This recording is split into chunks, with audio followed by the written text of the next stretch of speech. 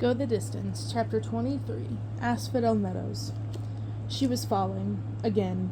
Meg had her arms out in front of her, flailing as she struggled to grab hold of anything to keep her from plummeting dozens of stories to her death. She felt her hand hit something hard and she grabbed on, her body slamming against the rocky surface. Ow, she thought.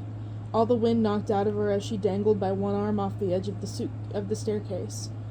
She looked up, half expecting Hades to come roaring after her. Strangely, the god didn't appear, but she wasn't about to complain. Panting, she grabbed hold of the ledge with the other hand and winced through the pain, pulling herself up to the steps to shimmy back onto the stairs. She needed to get going before Hades realized his mistake. Taking the stairs two at a time, Meg rounded corners fast, not paying attention to the number of levels she was ascending. She passed the floor with a bizarre lift contraption, bypassed the hot zone, turned off to Tartarus with its unbearable screams, and kept moving. Praying Hades was so busy with the fates he'd forgotten all about her. Where was Asphodel Meadows already? She needed to get lost in that level fast. She'd never been to that part of the Underworld before. No one went to Tartarus by choice, but she had visited Elysium one time, when Hades took her to deliver a message to Achilles for him. Elysium was like one large party. The finest food, the perfect weather, homes as large as Greek temples, and endless laughter. All they seemed to do was sit around all day and tell their hero war stories. Meg almost had to wonder if they remembered they were dead. She had caught sight of Asphodel Meadows once, and at one time it had reminded her a lot of Earth. On the outside it was perfectly lovely, but upon closer inspection, things were definitely flawed. Maybe that's why Hades had barely bothered with the souls there. If there was ever a place to get lost, it was in the Meadows. Meg took another turn, and that was when she finally saw the sign carved into the rock. The middle, Asphodel Meadows. Meg moved to the door fast and turned the knob. It was unlocked. She took a deep breath and slipped inside. At first glance, it looked like she stepped into a village where she spent the first few years of her life before her father had left. There was a square surrounded by small buildings, all quite plain, but nicely kept. Small flower boxes dotted the windows, each box containing, strangely, just one flower. There were the sounds of hammering in the distance and of birds chirping incessantly, even though none were in sight. Meg tugged at her dress. The air was muggier before than it had been in the stairwell. Not hot, not exactly cold, just a bit warm. The sky was filled with a smattering of clouds that kept passing the sun, as if the weather couldn't decide whether it wanted to do for the day. She moved into the village, walking over patches of green grass that had a few dead spots in it. Other than the hammering and the birds, she didn't hear anything, and she didn't see a soul. Is this the right place? She wondered. Souls do live here, don't they? Finally, she heard talking and turned around. A group of women was walking toward her dressed in chitons and robes in various shades of tan. One wore a wrap on her head, reminding Meg of someone. She felt a sudden pang. Mother. Thea had to be here somewhere. Meg knew that from her digging last time she was in the Underworld. Of course, back then Hades had blocked Meg's mother from knowing Meg was here, so Thea wouldn't try to find her daughter. But this time she wasn't sure if Hades had thought to place a veil over Thea. Did that mean Thea had been able to learn of her arrival like another next of kin souls did when someone entered the Underworld? Would she look for the daughter she hadn't seen in almost 2 decades? Meg's heart gave a lurch. Was there time to even try to... No. Phil had been clear. Stick to the quest. That being said, if Meg and her mother crossed paths in Asphodel Meadows, she knew she wouldn't be able to just walk away. There was so much she wanted to say. If only she had more time. The breeze picked up, and Meg felt her hand go to the satchel. She pulled out the hourglass and looked at it with dismay. It was almost 2/3 full. How could that be? Hadn't she just arrived at the Underworld 2 hours ago? Time moves differently down here, she reminded herself, and I'm running out of it. She had to focus on the task at hand. Meg looked at the women again, their nameless faces coming straight toward her. She stepped into their path. They were talking hurriedly, and one was laughing. It was good to know people in the Underworld still smiled. Excuse me, Meg interrupted them. Do any of you know Katerina? They stopped short. I'm sorry, love. Katerina who? One asked. How silly of me. There must be thousands of Katerinas here. Katerina Dimas? Meg clarified. The women looked at one another and shrugged. Sorry, dear, we don't know anyone with that name, said one with the gray eyes. Are you new here, dear? Asked one with the scarf wrapped around her neck. You speak rather loud for the dead. And your gown is purple, said the shortest, sounding wistful. Oh, how I miss wearing vibrant colors. These tan gowns are quite dull. And never fit exactly right, said the first woman. Mine is just an inch too long. While mine is a bit too loose around the waist, said the one in the scarf. That's from a lack of overeating, said the short one. She looked at Meg. We eat well here, not to worry, but it always feels as if we could go for one more bite, you know? Or an extra sip of wine, said the gray-eyed one with a sigh. The glass is never entirely full. But it could be worse, the short one reminded her. We could be roasting. So true, they all agreed. You look lively, dear, said the one with the scarf. Your skin is still glowing. Meg knew she couldn't say she was alive. That would certainly cause a commotion in the underworld that she didn't need.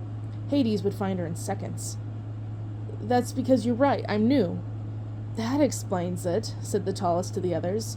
Then you're in the wrong place, dear. You'd be with the new recruits. That's in the Evergreen, south of here. What? Meg asked as the sound of hammering increased. The one in the scarf huffed. I swear, that construction is around the clock. I am so tired of hammering. And birds, said the first woman. And bees, said the second. But they beat the hammering. So many people moving in. The construction is never ending. Such a headache. I said go south to the Evergreen, the tallest repeated, speaking loudly and enunciating to be heard over the hammering. How do I get there? Meg shouted. Follow the path, said the shortest. But hurry. This welcome party is only a few hours a day, and you don't want to miss it. All your relatives are usually there waiting. It's so much fun, said the short one. And the one time you'll find the wine flowing freely, said the one with gray eyes wistfully. What is your name, in case anyone we know inquires about your whereabouts? Asked the tallest woman. Word travels fast when a loved one arrives. Meg hesitated as the clouds passed over the sun again. Megara Egan, she said softly. Daughter of Thea? Thea, one said, her eyes widening. I think I once met a Thea with a daughter. If I see her, I will let her know where to find you. Thank you, Meg said, wishing more than anything she could stay and look for her mother herself. That's not why you're here, she reminded herself. Keep to the quest. She hurried down the path, walking for what felt like an eternity, passing village after village that looked identical to the first one she'd arrived in. They all had various names that sounded vaguely alike, with buildings labeled things like Asphodel, 1000. She wondered yet again which one could possibly be her mother's. But at least now she saw people outside. Some were waiting on blankets chatting. Others were taking walks or playing musical instruments. She heard laughter and singing. People genuinely seemed content, although there was the occasional complaint to be heard about the mugginess of the air, or the hammering, or even the abundant bird population. What lovely coloring you have, remarked a woman on the walk with her husband. It's almost as if you're still alive. Don't be silly, snapped her husband, giving Meg a look. Why would the living want to be here? Meg smiled uneasily. It wouldn't be long before someone alerted the powers that a mortal was in their midst. Meg quickened her pace when she saw a meadow peeking out over the next hilltop. As she got closer, the sun seemed to pull away from the clouds, and the grass under her feet turned a bright green. She heard definite sounds of a party in the distance and quickened her pace. The air started to smell sweeter. Were those apricots she smelled? Or figs? And there were trees again. She had realized how much she missed them till she saw them growing here along the path. They had perfect little green leaves and flowers budding in branches, and at the side of the road was a woman kneeling over a garden tending to a bed of hydrangeas blooming in rich fuchsias, blues, and whites. Those are gorgeous, she said in surprise. They were the most colorful things she'd seen in the underworld, and the vibrancy warmed her heart for a moment. I can't believe anything like that grows down here. The woman looked up at her and smiled, her eyes dark yet warm. Thanks, I wasn't sure if it was possible myself, but with deep rooting and some good soil, it seems anything is. You planted these? Meg said in awe. The woman looked pleased as she glanced at the colorful beds of bloom in the nearby meadows. You could say that. I loved the drama of it all. The seeds being sown, the elements working for and against them, the flower erupting against all odds, and the death of the bloom. So much more exciting than my old life. She looked at Meg as though just remembering she were there. But it's probably best if you didn't tell anyone you saw me here. Oh. Meg made a motion to seal her lips. No problem here. I'd rather you not tell anyone you saw me either. She briefly wondered about the Underworld rules for changing the landscape.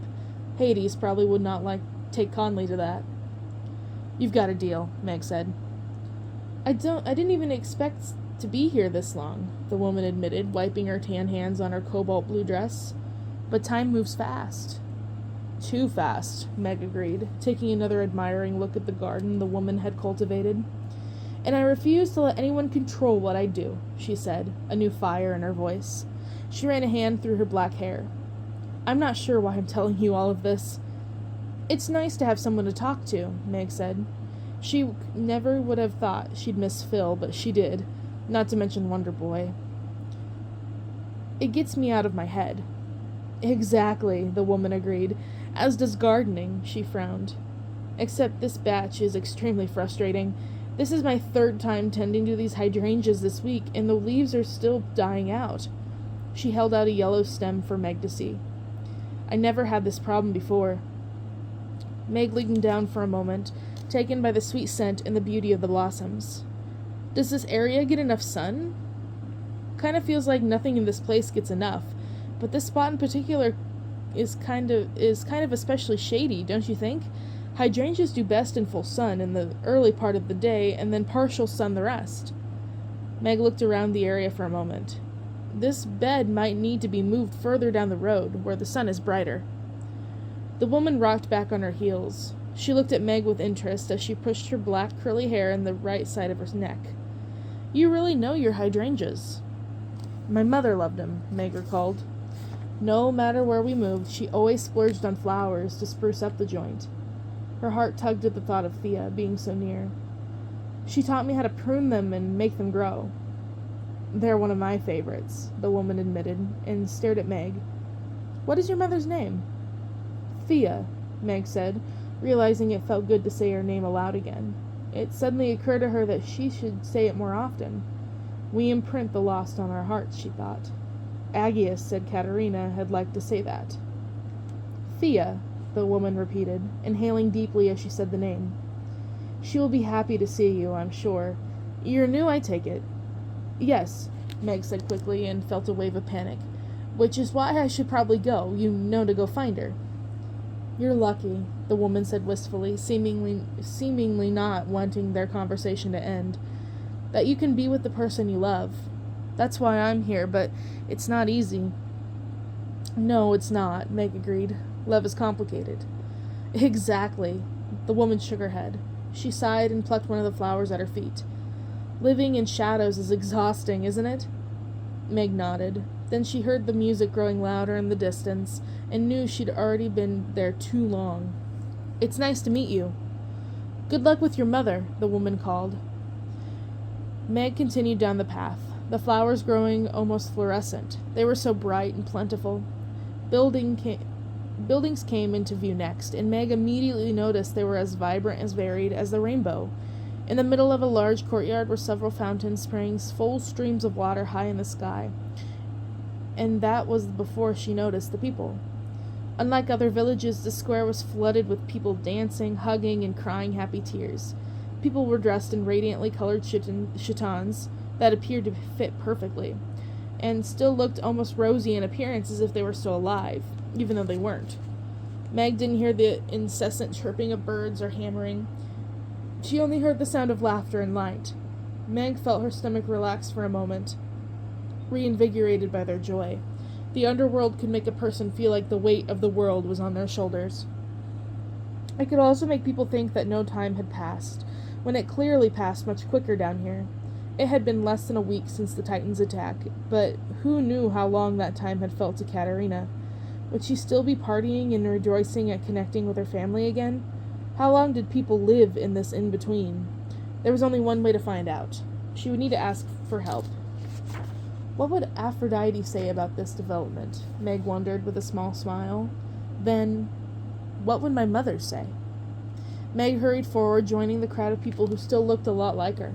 The sound of this flute made her turn around. A group of men had gathered to play music while others danced, reuniting with some who were wearing tan and more grayer in appearance. A woman danced by her, and Meg touched her arm gently. "Excuse me, I'm looking for someone." "Sure, who could we help you find, dear?" The woman's smile was still bright, her eyes still flecked with color. "Katerina Dimas?" The woman thought for a moment. "I don't recognize the name, dear. When did she arrive?" "Was she on the ship that sank off Greek Isles yesterday? There's a large group in the south of town from there." "No." Meg shook her head.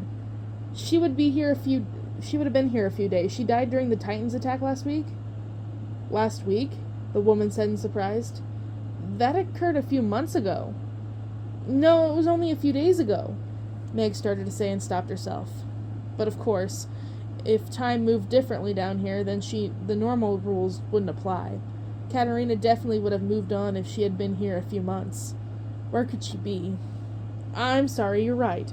Where would she move to after the Evergreen, then? Is there a directory? I could look to see where she lives now." "Directory?" The woman laughed. "No, dear. Can you imagine how big it would be and how often we have to update it? I'm afraid not.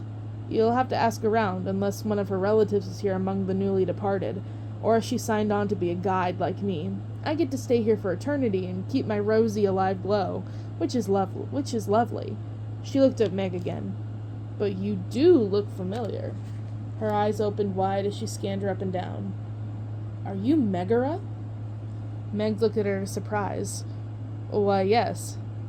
"Your mother was just here looking for you," the woman said. "She was told you arrived today and gave me your description, but I haven't seen anyone with hair as bright as yours, so I sent her to Asphodel Meadows Unit A, 6985. That is where most of the new recruits were sent in the past few days. Maybe you could catch her." Meg felt a deep pang of longing. Her mother was looking for her. "I wish I could, but I have to find Katerina next. Are you sure you don't have any suggestion about where I might find someone who has been here for a few months?" The woman pursed her lips. "I wish I knew. The only people that stuck around the Evergreen for any length of time are children, and the adults looking after them tend to stay. Hades never bothers to make them move on. Someone has to care for the youngins after all." Meg felt a flicker of hope. Layla. "All children? What if they're here alone and later reunited with an adult?" The woman thought for a moment. "We always send the adults to them there. They have the most beautiful seascape and mountains and glorious weather. It's gorgeous. The adults always fall in love with the area when they see it.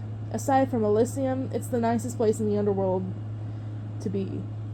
"Where is it?" Meg asked eagerly. The woman pointed toward the sun, beginning to lower in the horizon. "The fields near the water. Sometimes you can also find them at the poppy fields." Meg felt her heart begin to rev. "The poppy fields? Where are they?" "Same direction, dear," the woman said, and Meg was already pushing past the dancers moving by her. "Good luck." "Thank you." She was finally getting somewhere, and a lot quicker than if she had not bothered to ask. "Thanks for the tip, Aphrodite." Meg ran toward the water in the distance. As she ran, she noticed the path widen, and flowers sprang up from the cracks in the road. Trees grew fuller, and flowers more colorful than she ever remembered them on Earth. Even the air felt different in the Evergreen. The mugginess was gone, replaced with a comfortable temperature and a sun that shone brighter, and that was all before she heard the wonderful sound of children laughing. As she crested the next hill, she could see them. There were kids of all ages running and playing in the massive poppy field along the rocky shoreline. Meg stepped into the rock to get a better look at them. Some children were alone and some with adults. The question was, which one was Layla? Meg had to hope she looked something like Katerina, whom she'd seen in Hades' flames. Meg jumped off the rocks, wincing in pain, and started searching. But it was like looking for the ripest grape in a huge vat. Children were running in every direction, playing and picking poppies that seemed to grow back instantly. From a distance, they looked identical. Every one of them was dressed in beautiful, vibrant colors and was carrying baskets of poppies. Some had flowers in their hair, while others played hand in hand with parents who watched them play. But still, this offered her no clue to finding the girl. Meg pulled the hourglass out of her satchel and sighed. The bottom of the jar was now more than 3/4 full. Somehow walking through Asphodel Meadows had cost her almost a day, which meant she only had 2 left. If it took her just as long to locate the pair in the poppy field, she was doomed. Please let Katerina and Layla be here, Meg prayed to the gods as she walked among the families young and old, searching for anyone who might have Katerina's golden hair, pale skin, and dark eyes. Please, I'm running out of time. The field seemed to go on for miles. Many women she came across had blonde hair, but were older or younger than she imagined Katerina to be. Others had longer hair, or hair so short Meg knew that couldn't be her, and after a while Meg wondered if she'd ever find the woman at all.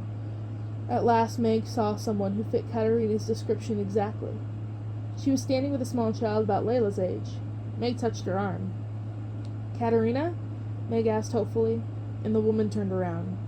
A woman with green eyes stared back at Meg in confusion. It wasn't her. "Sorry." Meg moved on. The next same thing happened over and over again, to the point where Meg thought she'd never find her. It was as if she could hear the grains of sand in the hourglass falling. "There's almost no time left," they'd say. "Move faster, faster, find Katerina." She spun around in desperation, her eyes searching the large field of poppies again, and that's when she heard a familiar melody. Agius, she thought immediately. The tune drifting across the meadow was one he had played for her the first night they met, and then 100 times more over the course of their courtship. She knew the chords and notes as well as if she'd written them herself. Meg rushed forward toward the sound, trying to find who was humming the melody. She moved between children and mothers and babies and fathers' arms and whirled around, hearing the melody play in the wind, but still she saw no one. How was she going to find them? What if she played the same tune on the flute? Yes, if she did that, maybe the person would come directly to her. Her hand went to Athena's instrument. If she played, would she give her direct location away to Hades? She had no choice. She had to risk it. Hands shaking, Meg took Athena's double flute from the strap around her waist, put it to her lips, and started to play Agius' song. 2 notes in, she hit a wrong note, and one way too high. It was as if the past was rising up to meet her, and she didn't like the memory. The tune made her feel restless and uneasy, and she had to fight the urge to put the flute down and forget the song even existed. But she knew she had to keep trying. She took a deep breath and rushed through the notes, trying not to link the music with memory. When she was finished, a small girl with dark brown hair, holding a basket of poppies, standing in front of her. "I know that song," the girl said with a laugh. Meg held her breath. "You do?"